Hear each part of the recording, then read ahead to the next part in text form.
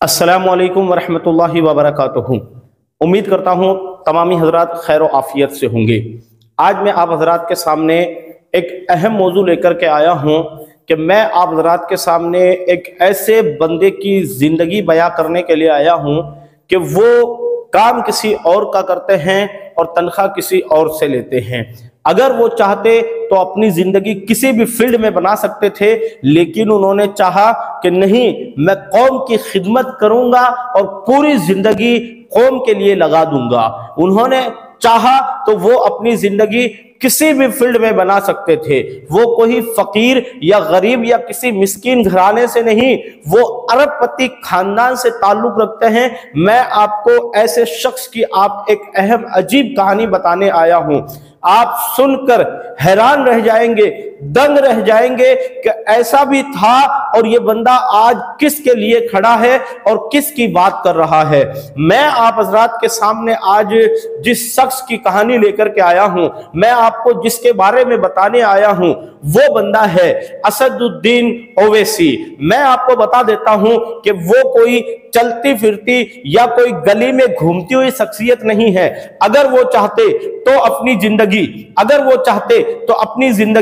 एक बैरिस्टर असदुद्दीन है, वो वकील है। अगर वो चाहते तो अपनी जिंदगी वकालत में बना सकते थे। वो जाने माने अपने वक्त के एक बहुत ही मजबूत क्रिकेटर है। अगर वो चाहते तो अपनी जिंदगी क्रिकेट में बना सकते थे। अगर वो चाहते तो वो ही शाही खानदान से ताल्लुक रखते हैं। अगर वो चाहते तो किसी भी बिजनेस में, किसी भी कारोबार में अपनी जिंदगी बना सकते थे। लेकिन उन्होंने चाहा कि वकालत करने के बाद भी, वकालत मुल्क हिंदुस्तान की नहीं बल्कि वकालत करने के बाद मुल्क हिंदुस्तान में मजलूमों की आवाज बनकर संसद तक पहुंचे और तकरीबन 30 सालों से आज वो मजलूमों की आवाज संसद में उठा रहे हैं। लेकिन मैं आपको बताने के लिए आया हूं, वो एक ऐसा मुजाहिद है कि उसने अपनी पूरी जिंदगी उम्मत के लिए दे दी, पूरी जिंदगी कौम के लिए दे दी, कौम की खिदमत के लिए पूरी जिंदगी लगा दी। लेकिन है अफसोस उस कौम पर जो उसको कभी तो बी टीम कहती है, कभी एजेंट कहती है, कभी सी टीम कहती है, कभी किसी से पैसा ले लिया, कभी किसी से कुछ ले लिया, उस पर इल्जामात लगाते हुए भी नहीं थकती। है अफसोस उस कौम का जिस बंदे ने पूरी जिंदगी कौम के लिए लगा दी, उस पर ऐसे ऐसे इल्जामात लगाए जाते हैं। मैं आपको याद दिला देना चाहता हूं, जब संसद के अंदर 3 तलाक के मुद्दे पर शरीयत मिटाई जा रही थी, तब सब मुसलमान आराम से अपने घरों में सो रहे थे। लेकिन वो वाहिद एक ऐसा बंदा था जिसने आवाज उठाई और शरीयत की उस छेड़छाड़ को भी रोक के बताया कि देखो मुसलमानों, तुम्हारी आवाज उठाने वाला संसद में फकत एक बंदा है। मैं आपको मुसलमान का अल्फाज इसलिए इस्तेमाल कर रहा हूं ताकि आपको बता सकूं कि मुसलमानों उसका सपोर्ट करो। जबकि ऐसा नहीं है कि वो सिर्फ मुसलमानों की आवाज उठाते हैं, बल्कि वो हर मजलूम की आवाज उठाते हैं, बल्कि वो जिस पर जुल्म होता है वो उसकी आवाज उठाते हैं। मैं आपको बता देना चाहता हूं, वो कौम की खिदमत वोट के लिए नहीं करते, वो कौम की खिदमत राजनीति के लिए नहीं करते, वो कौम की खिदमत अपनी सत्ता बनाने के लिए नहीं करते। सिर्फ और सिर्फ राजनीति एक पेशा है जिसकी वजह से मजबूत बना जा सके और मजलूम लोगों की खिदमत की जा सके। मैं आपको याद दिला देना चाहता हूं, जब फिलिस्तीन पर आवाज उठाने की बारी आई तब कोई भी नेता आवाज उठाने को तैयार नहीं था। मुझे बताओ, क्या फिलिस्तीन के लोग उनको वोट देने के लिए आएंगे? क्या फिलिस्तीन का कोई बंदा उनको सहारा देने के लिए आएगा? लेकिन फिलिस्तीन पर जुल्म हो रहा था, फिलिस्तीन के लोग मजलूम थे, उनकी आवाज कोई नहीं उठा रहा था। मैंने आपको याद दिलाने आया हूं कि जिसकी कोई आवाज नहीं उठाता उसकी आवाज असदुद्दीन ओवैसी उठाता है। जो जिस लोगों पर जुल्म होता है, जिन लोगों पर जुल्म होता है, उनकी आवाज बैरिस्टर असदुद्दीन ओवैसी उठाता है। मैं तमाम उम्मत मुस्लिमा से गुजारिश करूंगा, तमाम लोगों से गुजारिश करूंगा, उस बंदे पर कोई भी इल्जाम लगाने से पहले इस अहादीस का मफहूम समझो कि किसी पर कोई भी झूठी तोहमत लगाना, किसी पर कोई भी झूठा इल्जाम लगाना अपनी मां के साथ जिना करने के बराबर गुनाह है। आपने कभी भी यह नहीं सोचा हम किसी पर इल्जाम लगा रहे रहे हैं, हम किसी पर झूठा तोहमत लगा रहे हैं, ये बी टीम है या ये सी टीम है, या किसी पर तोहमत लगाने से पहले एक बार भी नहीं सोचा कि हम रब की बारगाह में खड़े होकर के क्या मुंह दिखाएंगे।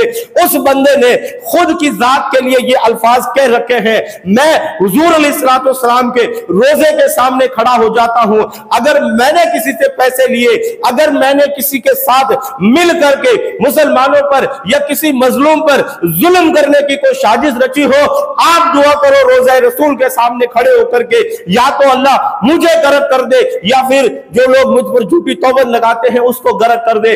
तब लोगों की टांगे कांपने लग गई कि वहां खड़े होकर के कोई दुआ नहीं कर सकता। मैं आपको बता देना चाहता हूं, वो एक मुसलमानों का मुजाहिद है, वो मजलूम लोगों का मुजाहिद है।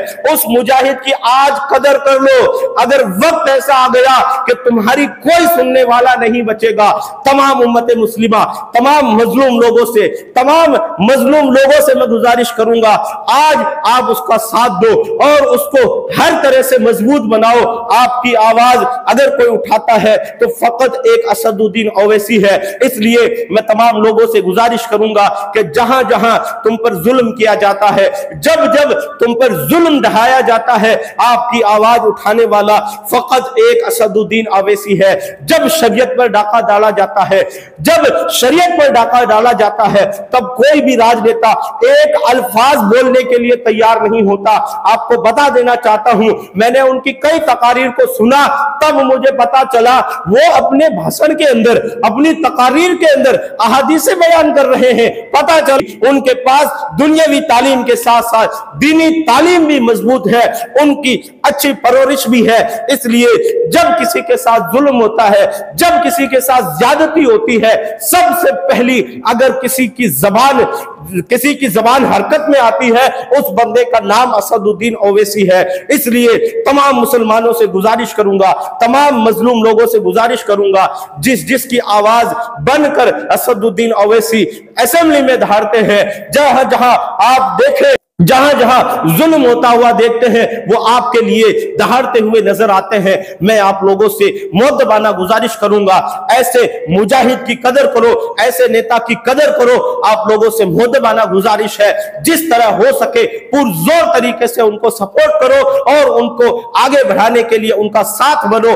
कम से कम उनका साथ नहीं बन सकते, कम से कम उनको बढ़ावा देने के लिए आप हिम्मत नहीं जुटा सकते, तो कम से कम उनके लिए कोई गलत अल्फाज इस्तेमाल मत करो, उनके लिए कोई गलत चीज मत बोलो। गलत चीज बोलने से उनको कोई फर्क नहीं पड़ता है। लेकिन कुछ लोग ऐसे होते हैं जो बेचारे भटक जाते हैं। कुछ लोग तुम्हारे दो अल्फाज सुन करके, तुम्हारी दो बातें पढ़ करके और लोग वहां से भटक जाते हैं। शायद ये बंदा भी ऐसा हो सकता है। बाकी मैं तुम्हें कह देना चाहता हूं, आज इस बंदे की कदर कर लो, आज इस बंदे के सपोर्ट में खड़े हो जाओ, आज इस बंदे के सहारे में खड़े हो जाओ। लेकिन जब सहारे की बात आती है, वो बंदा अपनी जबान से ये कहता है मेरा सहारा, ये देखे आप, जब असेंबली में खड़ा होकर के वो बंदा कहता है अगर मेरा कोई सहारा है तो मेरा रब सहारा है, मैं अपने रब पे भरोसा रखता हूं, एक न एक दिन मेरा अल्लाह मुझे इस जगह पर, इस शख्सियत पर, आज मैं अकेला खड़ा हूं, यहां एक दिन समंदर खड़ा रहेगा। आज एक असद अवैसी खड़ा है, शायद इस दुनिया से असद अवैसी जा सकता है, लेकिन याद रखना एक वक्त आएगा मेरा अल्लाह यहां 100 असद खड़े कर देगा। इसलिए मैं आपसे गुजारिश करता हूं, वो बंदा ना गुरूर में है, ना घमंड में है, ना तकब्बुर में है। मैं आप लोगों से मुअद्दबाना गुजारिश करूंगा, जो भी लोग उसके सपोर्ट में खड़े हैं, जो भी उनके सहारे के लिए खड़े हैं, अल्लाह रब्बुल इज्जत उनको अपने अमान में रखे। बिलखुसूस असदुद्दीन ओवैसी को और उनके छोटे भाई अकबरुद्दीन ओवैसी को अल्लाह रब्बुल इज्जत अपने हिफ्ज और अमान में रखे। अल्लाह रब्बुल इज्जत उनकी जान, माल, ईमान, आबरू की हिफाजत फरमाए और तमाम आसमानी और जमीनी आफत और बलायात से अल्लाह रब्बुल इज्जत उनको महफूज रखे और अल्लाह रब्बुल इज्जत उनको दिन दुनी रात चौगुनी तरक्की अता फरमाए। अस्सलामु अलैकुम व रहमतुल्लाहि व बरकातुहू।